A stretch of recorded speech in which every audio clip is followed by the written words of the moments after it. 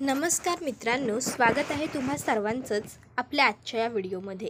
आजच्या आपल्या या व्हिडिओमध्ये आपण जाणून घेणार आहोत लग्नानंतर होईलच प्रेम या मालिकेच्या आजच्या भागात लेटेस्ट त्याचबरोबर इंटरेस्टिंग अपडेट. त्यामुळे पटापट व्हिडिओला लाईक करा, तसेच चॅनलला सबस्क्राईब करून बेल आयकॉन प्रेस करा, जेणेकरून तुम्हाला पुढच्या प्रत्येक एपिसोडचं नोटिफिकेशन मिळत जाईल आणि सर्व व्हिडिओंचा आनंद हा अगदी उत्तम पद्धतीने घेता येईल. चला तर मग मित्रांनो, अजिबात वेळ वाया न घालवता सुरुवात करूया आपल्या आजच्या या एपिसोडला. आजचा एपिसोड खूप जास्त इंटरेस्टिंग असणार आहे, कारण फायनली आजच्या एपिसोडमध्येच तर आपल्याला कळणार आहे की आता जीवा आणि काव्याबद्दलचं सगळं सत्य पार्थ आणि नंदिनीला समजणार की नाही ते. चला तर मग अजिबात वेळ वाया न घालवता जाणून घेऊया आजच्या एपिसोडमध्ये काय घडलं. तर इकडे आता जीवाला सतत नंदिनीचे शब्द आठवत असतात. जीवा, अहो आपण तुमचा वाढदिवस तुमच्याच पनवेलच्या फार्म हाऊसवरती सेलिब्रेट करणार आहोत. तर इकडे काव्या मात्र खूप जास्त आनंदी असते, कारण फायनली तिने जे ठरवलेलं असतं ते आता होणार असतं. तिच्याबद्दल आणि जीवाबद्दल नंदिनी आणि पार्थला समजणार असतं. तर दुसरीकडे जीवा हा एकटाच स्वप्न बघत असतो आणि त्याला काव्याचे आणि त्याचे त्या रूममध्ये जे काही फोटोज वगैरे असतात ते सगळं त्याच्यात दिसत असतं. आणि ते सगळं आठवून, ते सगळं चित्र डोळ्यासमोर बघून आता मात्र जीवाला टेन्शन यायला लागतं की काय होईल जर तिकडे मिथुन काका पोहोचला तर, मिथुन काकाने जर ते सगळं पाहिलं तर. इथे आता मिथुन काका पनवेलच्या फार्म हाऊसवरती पोहोचलेला असतो आणि पोहोचल्यावर मिथुन काका म्हणत असतो, पोहोचलो एकदाचा. बापरे मिथुन शेठ, आता तुम्हाला जेवढी सगळी साफसफाई करायची आहे, वहिनींनी मोठी जबाबदारी दिली आहे ना तुमच्या खांद्यावर. आता ही मुलं काय मस्त राजासारखी येणार आणि इथं राहणार, पण आपल्याला तर साफसफाई करावी लागणार. आता कसब दाखवायची वेळ आली आहे मिथुन शेठ, चला. तर दुसरीकडे नंदिनी ही जीवाकडे बघत असते. ती विचारते जीवाला, जीवा तुम्ही ठीक आहात ना? जीवा होकार देतो. मग काव्या ही वेफर्स काढते आणि जीवाला म्हणते, बर्थडे बॉय घ्या. त्याबरोबर जीवा लगेचच वेफर्सकडे बघतो आणि म्हणतो, नाही नको आहेत मला, आणि पुन्हा एकदा तो पुढे बघायला लागतो. त्याबरोबर इकडे पार्थ हा जीवाला हसत हसत सांगत असतो, अरे जीवा घे घे, तुझे फेवरेट वेफर्स आहेत, घे. त्याबरोबर जीवा हा काही रिप्लाय करत नाही. मग काव्याच पार्थना म्हणते, पार्थ आवडीनिवडी बदलल्या असतील कदाचित, आणि मग ती ते वेफर्स स्वतःकडेच ठेवून घेते. तर इकडे लगेचच नंदिनी ही जीवाकडे बघते. तर इतक्यात पार्थ त्याला विचारतो, जीवा अरे काय रे, एवढी फुल AC सुरू आहे कारमध्ये आणि तरी तुला इतका घाम फुटलाय. आता मात्र जीवाकडे काही उत्तरच नसतं, कारण जीवाला घाम का फुटलाय हे फक्त आणि फक्त जीवाला आणि जीवालाच माहीत असतं.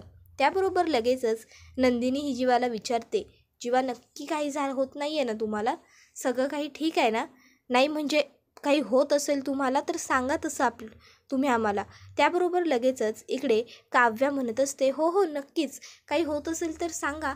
पुढे कुठेतरी मेडिकल असेलच ना, आपण तिथे थांबून यांच्यासाठी औषधं घेऊ शकतो काय पार्थ? त्याबरोबर लगेचच आता पार्थसुद्धा म्हणतो की हो हो चालेल ना, थांबून आपण मेडिसिन्स घेऊ शकतो.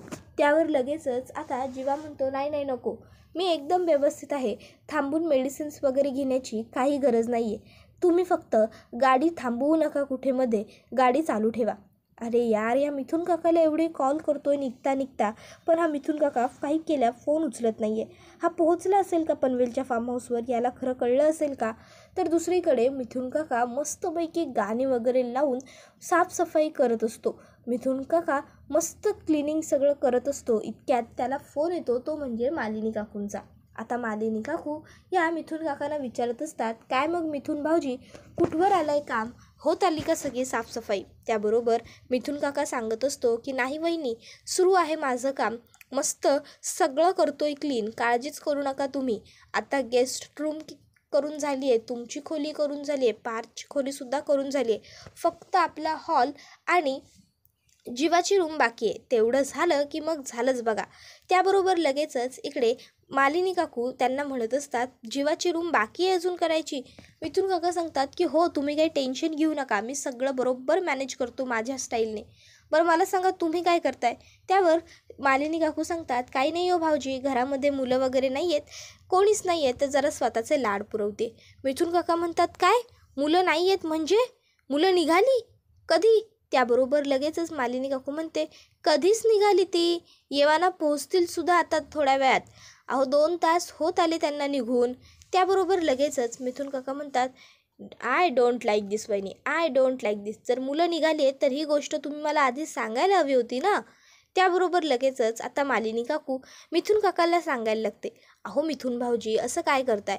आता मी तुम्हाला केव्हापासून कॉल ट्राय करते, पण जर तिकडे तुम्हाला नेटवर्क नाही आहे किंवा रेंज नाही आहे तर त्याला मी काय करणार बरं? त्याबरोबर मिथुन काका म्हणतात, बापरे वहिनी मी एक काम करतो, मग पहिले तर जीवाची रूम साफ करायला घेतो आणि मग पुढं हॉल साफ करायला घेतो, कारण जर पोरं आले तर मग मात्र जीवा मला खूप सतवेल, माझी रूम साफ नाही केली कटकट करत बसेल. मी पहिले त्याचीच खोली आवरायला घेतो. मालिनी काकू म्हणतात की ठीक आहे मिथुन भाऊजी, तुम्हाला जे वाटेल तसं तुम्ही करा. खरं तर तुम्ही तिकडे आहात ना, म्हणून मी इथे एवढी निश्चिंतपणे बसू शकली आहे. मिथुन काका म्हणतात की तुम्ही काही काळजीच करू नका वहिनी, मी आहे ना इथे. तुम्ही एकदम फ्री माइंड राहा तिथे. बघाच तुम्ही आज ह्या चौघांचं नातं मी कसं फुलवतो ते. आज आम्ही इतका कल्ला करू इतका कल्ला करू की हे चौघंजणं फायनली एक व्हायलाच पाहिजे, ह्यांच्या नात्यातला गुत्ता सुटलाच पाहिजे. मालिनी काकू म्हणत असतात, होप सो. मलाही असंच वाटतंय की चौघंही जेव्हा परत येतील तेव्हा येताना त्यांच्या मनातलं सगळं काही गेलेलं असू देत. त्याबरोबर मिथुन काका हे म्हणायला लागतात की वहिनी काळजी करू नका तुम्ही, अगर हम किसी चीज़ को पूरी शिद्दत से चाहते हैं तो पूरी.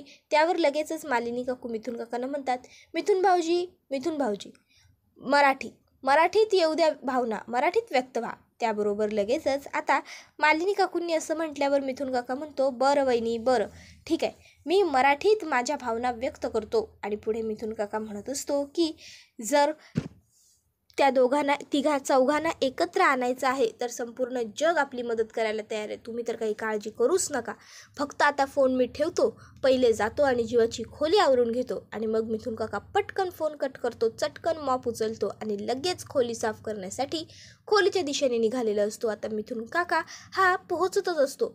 इतक्यात रूम उघडल्यावर त्याला खोलीमध्ये आता काव्याचे आणि जीवाचे फोटोज दिसतात. त्यांनी एकत्र जे काही फोटो काढलेले असतात ते सगळे तिथे लावलेले असतात आणि ते मिथुन काका बघत असतो.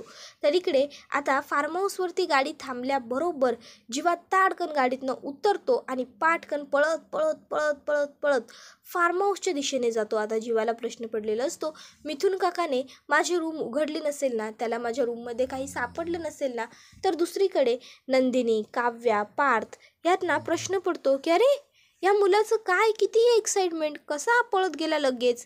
तर दुसरीकडे आता इकडे मिथुन काका रूममध्ये उभा असताना त्या ठिकाणी जीवा पोहोचलेला असतो.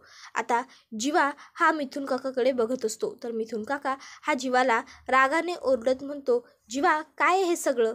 म्हणजे तुझं आणि काव्याचं एकमेकांवरती प्रेम होतं ना, मग ही गोष्ट तुम्ही आमच्यापासून का लपवली? त्यावर जीवा हा आता मिथुन काकाला विचारतो, का आलास तू या रूममध्ये, कशासाठी? त्याबरोबर मिथुन काका जीवावरती आणखीन जास्त चिडलेला असतो आणि तो आता जीवाला म्हणत असतो, मी ह्या रूममध्ये का आलो हा मुळात प्रश्नच नाही आहे जीवा. प्रश्न हा आहे की हे सगळं तू माझ्यापासून, घरातल्यांपासून का लपवून ठेवलं? आम्हाला सगळ्यांना हे का नाही सांगितलं? तुला कळतंय का तू काय केलंयस ते? अरे मी इथे आलो होतो तुम्हा चौघांमधला गुंता मिटवायला, पण इथे आता मला कळतंय गुंता का होतोय ते.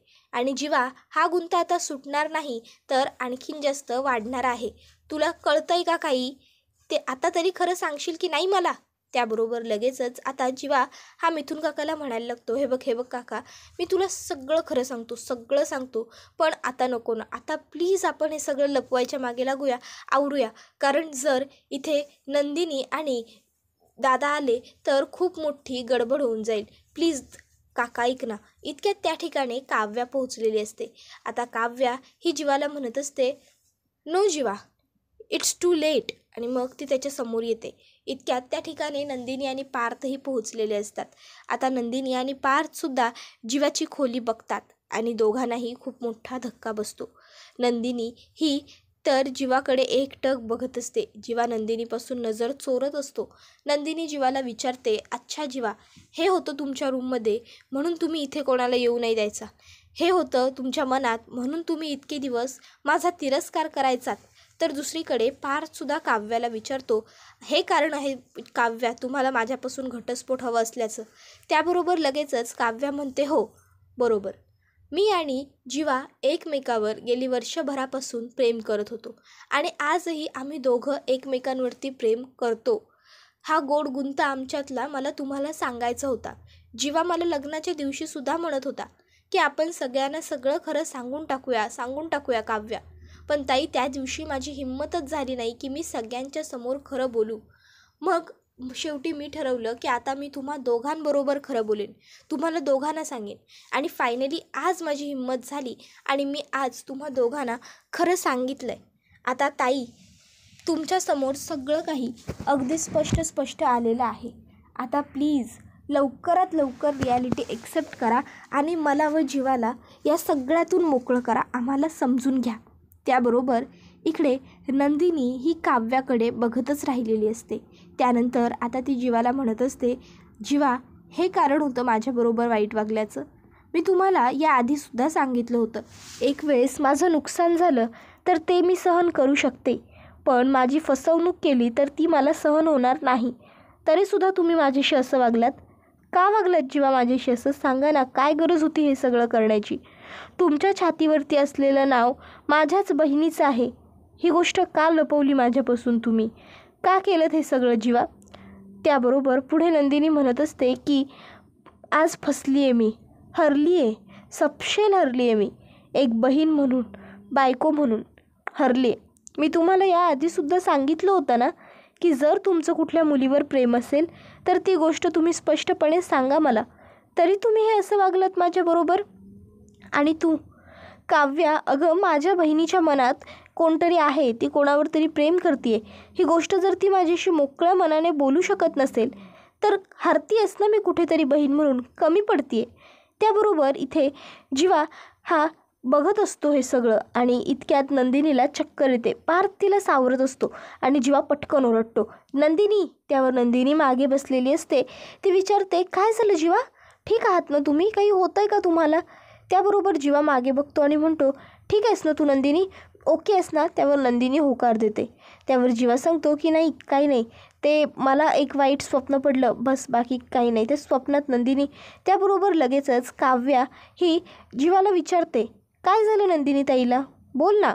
त्याबरोबर पार्थ हा लगेच जीवाला म्हणायला लागतो, काही नाही झालेलं तुझ्या बायकोला, व्यवस्थित आहे ती आणि मागे बसली आहे चांगली शांतपणे, गप्पा मारते. काय हा दिवसा ढवळ्या उगाच स्वप्न बघतोय. आणि मग पार्थ हसतो व पुन्हा एकदा तो ड्राईव्ह करायला सुरुवात करतो. त्यानंतर आता पुढे त्यांचा प्रवास सुरूच असतो. तर दुसरीकडे आता मालिनी काकूंकडे वसुहत्या आलेली असते. आता वसुहत्या ही मालिनी काकूंच्या रूममध्ये येताना विचारते, रूममध्ये येऊ का गं? मालिनी म्हणते, अहो वसुताई, तुम्ही परमिशन काय मागताय, या ना या. मग वसुहत्या रूममध्ये आलेली असते. तर मालिनी काकू नुकत्याच फ्रेश होऊन चेहरा पुसत असतात.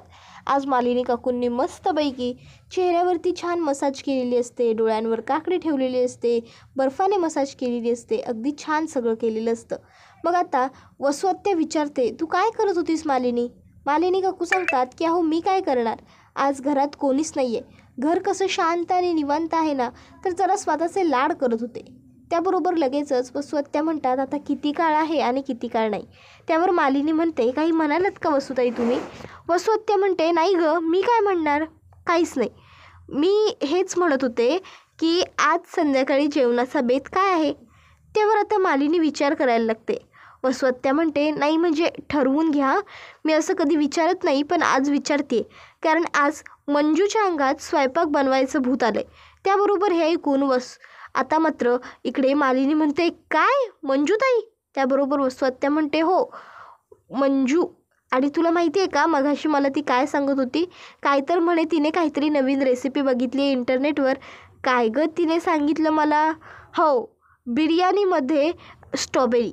त्याबरोबर हे ऐकून लगेचच मालिनी काकू म्हणतात, इव याक, काय हो हे वंच, अहो हे सगळं असं ऐकून ना उगाच उलटी वगैरे यायची, मला आत्ताच नको वाटते. मी एक काम करते, मी मंजूताई किचनमध्ये येण्याच्या अगोदर किचनमध्ये जाते. तुम्हाला आठवतं आहे एकदा त्यांना साधं थालीपीठ बनवायचं होतं, तर त्यांनी काय केलं होतं, त्यामध्ये त्यांनी शेंगदाणे घातले होते. त्याबरोबर लगेचच पुढे वसुहत्या म्हणते, अगं हे तर काहीच नाही, एकदा तिला साधं धिरडं बनवायचं होतं, तर तिने त्यामध्ये वटाणे घातले आणि मला काय म्हणाली माहिती आहे, ताई अगं काही नाही गं, जरा फॉर चेंज म्हणून घातले. काय सांगू तुला तिच्या स्वयंपाकाची कथा. आता इकडे या सगळ्यांची चर्चा सुरू असेपर्यंत काव्या ही पार्थला विचारत असते, पार्थ अहो अजून किती वेळ लागणार आहे तुमच्या पनवेलच्या फार्म हाऊसवर पोहोचायला. त्यावर पार्थ आणि बाकी सगळेच तिच्याकडे बघायला लागतात. मग काय लगेचच काव्याही हसते आणि म्हणत असते, अहो मला तुमचं फार्म हाऊस बघायची खूप एक्साइटमेंट आहे पार्थ, कधी येईल फार्म हाऊस. त्यावर पार्थ म्हणत असतो की हो हो हे काय जस्ट आलोच आपण, आता फक्त 10 मिनिटांचा रस्ता उरला आहे, 10 मिनिटात आपण आपल्या फार्म हाऊसवर पोहोचून जाऊ. तर इकडे नंदिनी ही सुद्धा म्हणत असते, मलासुद्धा खूप एक्साइटमेंट आहे तुमचं पनवेलचं फार्म हाऊस बघण्याची. आता फार्म हाऊसवर काय आहे हे कोणालाच माहीत नाही आहे. तर दुसरीकडे काव्या ही मनातल्या मनात म्हणत असते की येस फायनली आता आम्ही पोहोचलो, आता मी माझ्या मनातलं सगळ्यांना सांगू शकते, सांगण्याची मला गरजच नाही पडणार, ते फोटोसच सगळं क्लिअर करतील.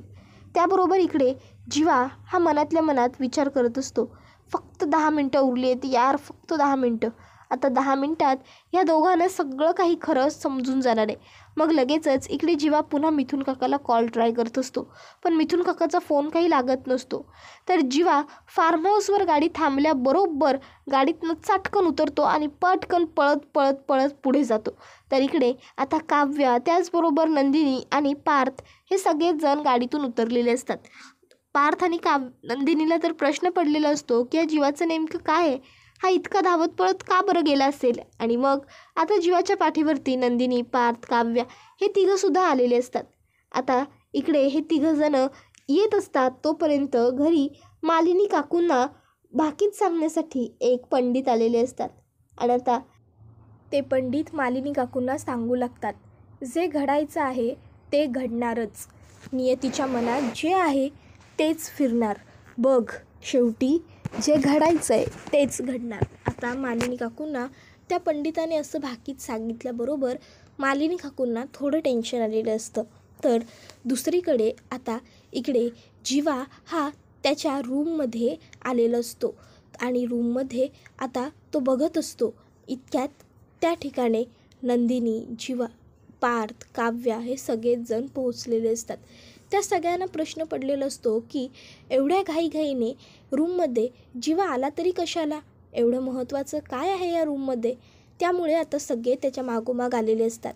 तर आता जीवा आणि बाकीचे सगळेच त्याची रूम बघत राहिलेले असतात. त्याबरोबर मित्रांनो हा व्हिडिओ तर इथेच संपतो. पण तुम्हाला काय वाटतं, आता जीवा एवढा धावत पळत रूममध्ये तर आलाय, पण खरोखर आता जीवाचे आणि काव्याचे फोटोज वगैरे रूममध्ये असतील का, की या रूममध्ये असं काहीच नसेल. कारण हे सगळं तर आपल्याला माहीत आहे की जीवा आणि मिथुन काका नात्याने जरी काका आणि भाचा असले तरीसुद्धा ते दोघंजणं एकमेकाचे खूप चांगले मित्र आहेत.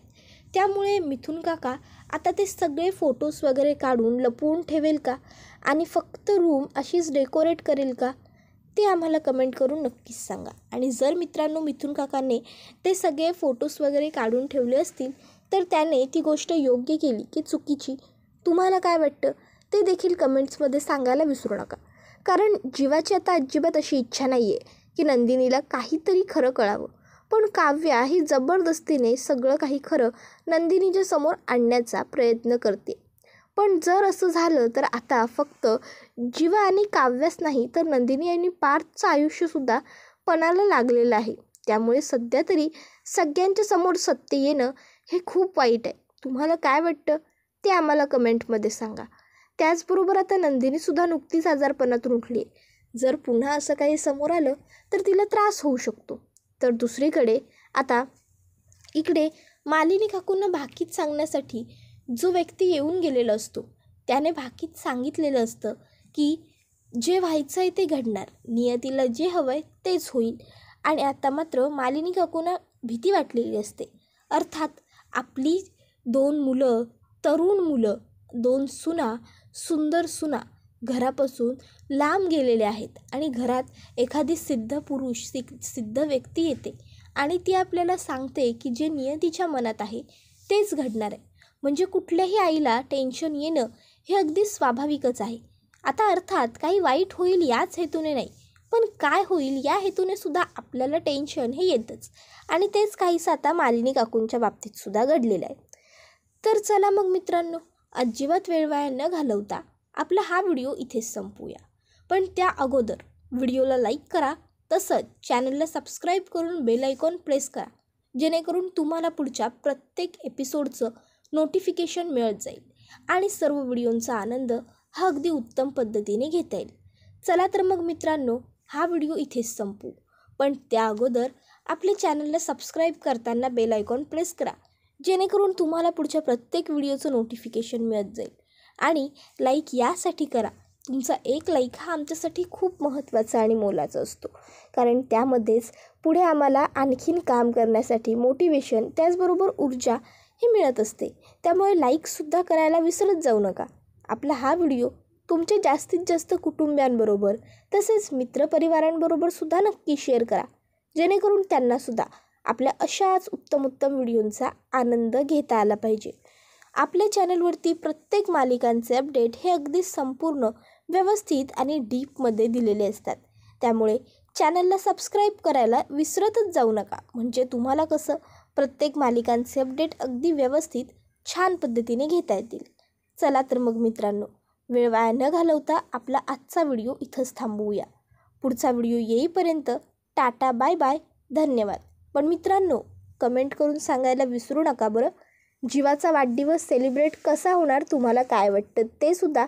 आणि त्याचबरोबर महत्त्वाचं म्हणजे नंदिनीने जीवासाठी काही गिफ्ट घेतलं असेल का, आणि ती जीवाला ते देईल का, आणि जीवा ते गिफ्ट एक्सेप्ट करेल का, सगळं कमेंटमध्ये सांगा.